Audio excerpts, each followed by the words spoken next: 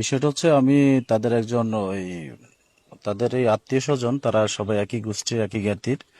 ওদের একজনকে আমি রমজানে এই মাদক সহ ধরছিলাম আর কি, সমাজত্ব কাজে আমি এটা সহযোগিতা করছি। এই এই বিষয়ে কাকে আমাদের ধরছেন আপনি মাদক সহ? শাহেদ শাহেদ নামের একটা, শাহেদের পিতার নাম কি? শাহেদের পিতার নাম হচ্ছে শাহ আলম। এই গ্রামের বাসিন্দা? গ্রামের বাসিন্দা না, এই গ্রামে ও বাড়ি করছে আর কি। আচ্ছা, আরেক জায়গা থেকে এসে বাড়ি করছে। চাঁদখালি তাদের বাড়ি, আচ্ছা ওইখান থেকে এসে এখানে বাড়ি করছে। আচ্ছা। তো এই সে তদরূপে অনেক ছিনতাই এবং মাদক ব্যবসায়ী, অটো চুরি, এগুলোর বিষয়ে অনেক রেকর্ডও আছে, এবং থানাতে গেলে আপনারা দেখবেন, অবজার্ভ করে দেখবেন, অনেকে ওই অবজেকশন ওর নামে আছে এবং মানে জেরো চিহ্নিত একজন ক্রিমিনাল। চিহ্নিত একজন ক্রিমিনাল। তো ওকে ধরার পর থেকে ওরা আমার প্রতি একটু ক্ষিপ্ত।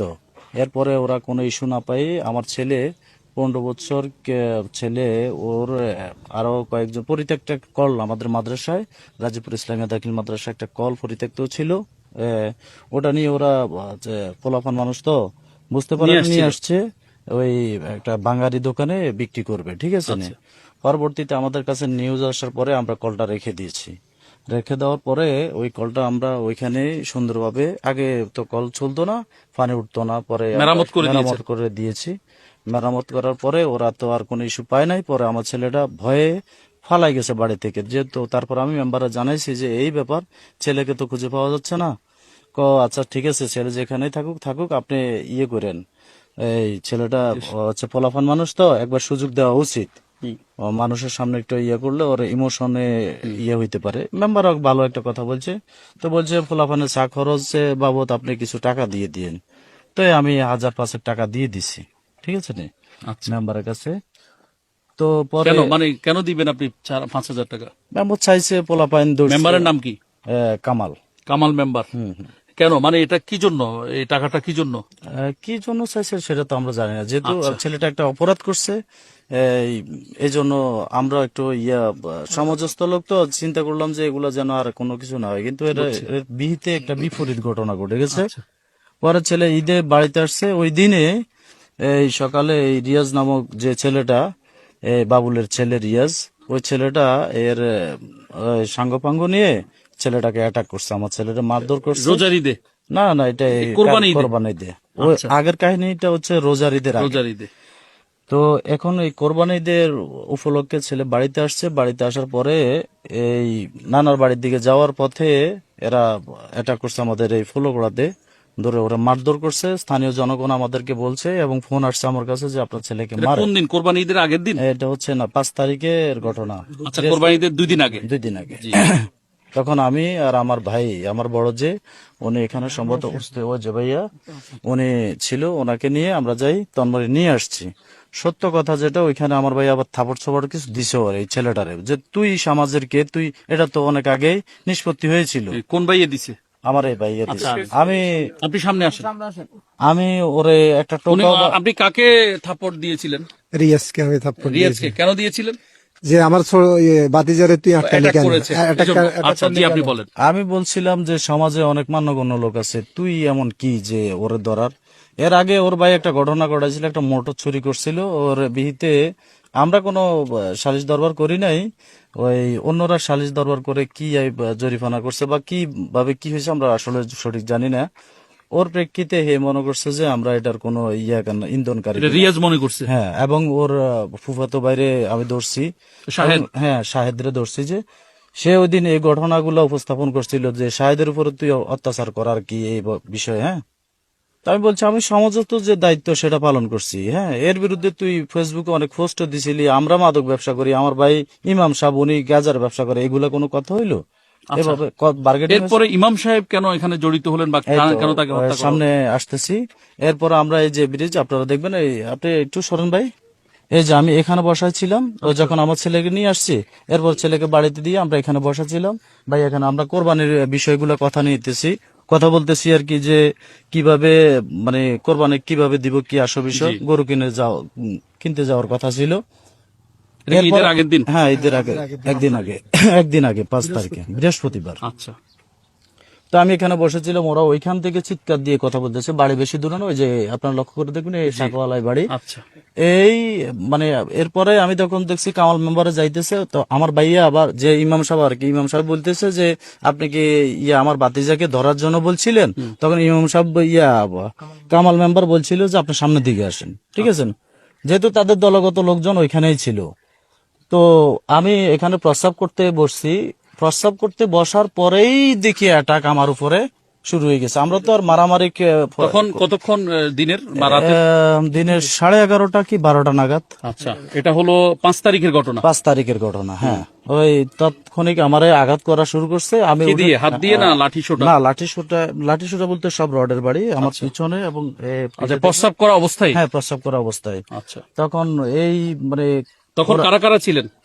বাবুল ছিল, বাবুলের ছেলে রিয়াজ ছিল, রকি ছিল, রনি ছিল, আরো অনেক অনেক মানুষ ছিল, যেগুলো আমি আনুমানিক কতজন? 50-60 জন। ওই শাহেদ ছিল, শাহেদ 50-60 জন ছিল। 50-60 জন ছিল, সব তাদের এই দলীয় লোকজন এবং ইন্ধনকারী যারা আমরা পরবর্তীতে জানতে পারছি এবং দেখছি এখানে, ঠিক আছে, কামাল মেম্বার সহ আরো অনেকেই ছিল। এই কামাল মেম্বার কি সরাসরি মারপিটে জড়িত ছিলেন নাকি পেছন থেকে ইন্ধন দিছিলেন? পেছন থেকে ইন্ধন দিছে এবং পর আমরা দেখছি ওর হুকুম করছে, দরস নাই কেন এই হুকুম করা সত্ত্বেও। আচ্ছা, তো পরে আমি যখন রক্তাক্ত অবস্থায় পড়েছিলাম, আমার ভাই দৌড়ে আসছে, ইমাম সাহেব, জি, এবং আমার এই বাতিজা আমারে বাঁচাইতে গেছিল, ঠিক আছে? ওরা নিয়ে ওই যে নারকেল গাছ এটা আছে আমরা যেখানে হুন্ডা রাখছিলেন, ওইখানে এরে মানে এলো পাতারি ছড়তেছে আর ঘুষাইতেছে, আচ্ছা, ঠিক আছে নে। তখন ওই আরেকটা ছেলে আমার ভাতিজা সম্পর্কে লাগে, ওই আমার ভাইয়ের সাথে ধমকাধমকি শুরু করছে। আমি রক্তাক্ত অবস্থায় তখন কিন্তু, ঠিক আছে, আমার কিন্তু তখন একটু চেঞ্জলেস হয়, আবার পড়ে যায়, ঠিক আছে নি।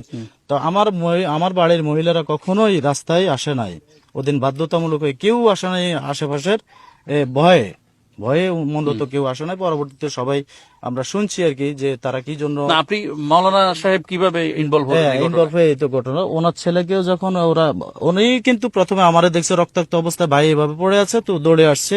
আসার পরে এরা উঠে, আমি যখন আমার জন্য আমার ভাই সহ অন্য লোকজন উঠাইছে, কিন্তু এ তো মাটিতে পড়ে আছে। ভাইয়া যখন এরা উঠাইতে গেছে, তো পিছন থেকে ভাইয়ারা আঘাত করছে।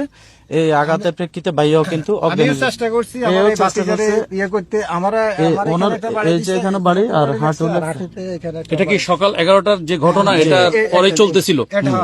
আচ্ছা আচ্ছা, ইমাম সাহেব কিভাবে ইনভলভ হলেন? এই তো ইমাম সাহেব ওনাকে একজনে শোনেন, আপনাদেরকে যখন মারতেছিল তখন কি ইমাম সাহেব এসেছেন বাঁচাতে, এরকম? আচ্ছা, ইমাম সাহেব বাঁচাতে আসার পরে উনি তাৎক্ষণিক ওনাকেও আঘাত করছে। কি দিয়ে? রড দিয়ে। আচ্ছা, রড দিয়ে, কারণ আমি দেখছি যে সবার হাতে রড, আচ্ছা, রড SS5 এগুলাই দেখছি। এই তাৎক্ষণিক আমার ভাই, আমি যখন হাসপাতালে যাই, এই তখন আমরা সদরও কিন্তু সিকিউরিটি পাচ্ছি না। না মানে মারার পরে কি উনি লুটিয়ে পড়ে গেছেন নাকি? পড়ে গেছে ঘটনাস্থলে? হ্যাঁ, ঘটনাস্থলে ভাইও লুটিয়ে পড়ে গেছে, কারণ ভাইও একটু শারীরিকভাবে একটু অসুস্থ ছিল। উনি কি ওনাদেরকে কি মানে কথাবার্তায় কি কোনো না পাল্টা কোনো আঘাত বা কোনো কথা কিছু? এর আগে ভাইয়া বলছে যে এরা সামাজিক লোক আছে, এটা যদি বসার হয় বসে সিদ্ধান্ত। উনি তো এই মসজিদের ইমাম, জি, তার মানে রিয়াজ শাহেদ এদেরও তো ইমাম। হ্যাঁ। তো এই ইমামকে কি তারা আগে থেকে কি পছন্দ করতো না? না, পছন্দ করতো যথেষ্ট। এরপরেও কি মানে এরপরে কেন যে কিভাবে কি হয়ে গেছে আসলে আমরা জানি না ভাই। এই এরা আমার আঘাত করছে, ভালো কথা, ঠিক আছে, আমার প্রতি তাদের ক্ষোভ থাকতেই পারে, যেহেতু তাদের একজন লোক আমি ধরাই দিছি পুলিশে, তাহলে আমার প্রতি আঘাত থাকতে পারে। আমি ওদের কাছে হাত জোর করে বলছি যে ভাই রে, আমার মারছে, মারি ফেলা, অসুবিধা না, আমার ভাই। মানে আপনার ভাই মাওলানা কাউসার আহমদ সাহেব কি ওনাদেরকে কোনো জবানে, মুখের মাধ্যমে অথবা শারীরিকভাবে কি আক্রমণ করার চেষ্টা করেছিল? না, আমার ভাই কোনো। ওনার বয়স কত মাওলানা সাহেব? ওনার বয়স 55-57 এরকম। 55-57 এরকম। কত বছর তিনি এখানে ইমাম? উনি আমার মেজো ভাই আগে ইমামের দায়িত্ব পালন করতো। উনি সমঝোতা ভাইয়া মারা যাওয়ার পর থেকে উনি এটার হাল ধরছেন। উনি এটা কি জামে মসজিদ না পাঞ্জেগানা? পাঞ্জেগানা মসজিদ। মোটামুটি এতটুকুর ভিতরে ঘটনা। এরপর কি পুলিশ এসেছিলেন? হ্যাঁ, পুলিশ আমাদের হয়ে আসে নাই। পুলিশে আমাদেরকে মেরে ওরা থানায় যায়, ওনারা মামলা করছে। আচ্ছা, অভিযোগ করেছে। পুলিশ আসি যখন দেখছি, আমরাও যখন হাসপাতালে গেছি, আমাদের ট্রিটমেন্ট করতে খুব লাগে। তাদের দলবল লোকজন অনেক বেশি শক্তিশালী হয়ে গেছে। ওরা আগেই সবকিছু বুকিং, যে আমাদের ট্রিটমেন্ট জানো না, আমার তো রক্তক্ষরণ হইতেই আছে, আচ্ছা বুঝছেন? তারপরে ইমাম সাহেব তখন কি অবস্থায় ছিলেন? ইমাম সাহেবের অবস্থা তো কোন তখন যখন ওনাকে যখন পেটানো হলো, হ্যাঁ। এরপরে ওনাকে কি হসপিটালে হ্যাঁ হসপিটালে নিয়ে গেছে তো কিন্তু আমরা কোনো সিকিউরিটি পাচ্ছিলাম না বিদে আমরা আধুনিকে ওনাকে নিয়ে আসছি প্রাইভেট একটা হসপিটালে, ঠিক আছে? আপনারা কি থানায় পরবর্তী হ্যাঁ অভিযোগ করেন? আমরা অভিযোগ করছি, বাট এটা একটা রাজনৈতিক ইস্যু হয়ে গেছে পরবর্তী দেখতেছে, কারণ এখানে যারা ছিল সমস্ত বিএনপির লোকজন ছিল, আচ্ছা, বুঝছেন? তো পরবর্তী আপনারা বিএনপির জেলা হাইকমান্ডকে জানান নাই বিষয়টা? এটা পরবর্তীতে জানানো হয়েছে আর কি। আচ্ছা, এখানে বিএনপির কেন্দ্রীয় নেতা শহীদউদ্দিন চৌধুরী এনি সাহেবের এলাকা, ওনার কাছে কি আপনারা খবর পাঠান নাই যে আমরা সামাজিকভাবে এভাবে ওনার কাছে আপনাদের খবর লোকজন দ্বারা- না পাঠাই গেলেও ওই সাবু যিনি সেক্রেটারি, জেলা সেক্রেটারি যিনি ওই আগের মেয়র ছিলেন আর কি, সাবেক, উনি জানাজায়ও আসছে, আমার সাথেও কথা বলছে। আচ্ছা, মানে বিএনপির জেলা সেক্রেটারি সাহেব উনি- আপনাদের মাওলানা সাহেবের উনি জানাজায় যখন- আসছিলেন? হ্যাঁ, উনি যখন আমাদেরকে বলছে যে আমাদের যদি আমাদের দলীয় কোনো লোকজনের ইন্ধন বা লোকজন থাকে তাহলে আমরা অবশ্যই দল থেকে ওদেরকে বহিষ্কার করে দেব। সুন্দর কোনো কথা সন্ত্রাস- বলেছেন তিনি। হ্যাঁ, ওনার অনেক অসংখ্য ধন্যবাদ ওনাকে। উনি কিন্তু কিছু ফেসবুক পোস্টে আর বিজ্ঞপ্তি দেখে নিজের কাছে খারাপ আচ্ছা, লাগছে এখন আর কি। পরবর্তীতে এই ঘটনা মামলা কি পুলিশ নিছে? হ্যাঁ, মামলা নিচ্ছে পুলিশ, অলরেডি পুলিশ মোটামুটি অপারেশন শুরু করেছে? অপারেশন শুরু করছে, তাদের দায়িত্ব তারা। এটা কি পুলিশ সুপার সাহেব জানেন? হ্যাঁ, পুলিশ সুপার থেকে আপনার জেলা প্রশাসক, পুলিশ সুপার, ওনারা কি জানছেন এই ঘটনা? সাময়িকভাবে আমি বলতেছি যে যেহেতু সোশ্যাল মিডিয়ার যুগ, সারা বাংলাদেশ সারা পৃথিবী জানে, তো না, অফিসিয়ালি জানছেন কিনা? Officially, একটা হ্যাঁ, হচ্ছে সব- ওনারা দেখেছেন, আরেকটা হচ্ছে আমরা- আপনাদের মাধ্যমে জানাইছেন কিনা? আমরা ওনারা আমাদের আজকে- বাড়িতে আসছেন, ওনারা দেখছেন, আমাদের সাথে কথা বলে গেছেন, সবই জানেন। পুলিশ প্রশাসনের হ্যাঁ, লোকজন হ্যাঁ, এসেছিলেন? এসেছিলেন। গুড, মাশাআল্লাহ। ঠিক আছে, এখন ওনারা আশ্বস্ত করেছেন কি? আশ্বস্ত করেছেন, আমরা বলছি যে অন্তত 24 ঘন্টার ভিতরে আমাদেরকে আসামি ধরতে হবে। আমরা একটা করছিলাম, তো ওনারা বলছে যে ইনশাল্লাহ আপনারা কোনো করেন না, আমরা ওদের নাম্বার ট্র্যাকিং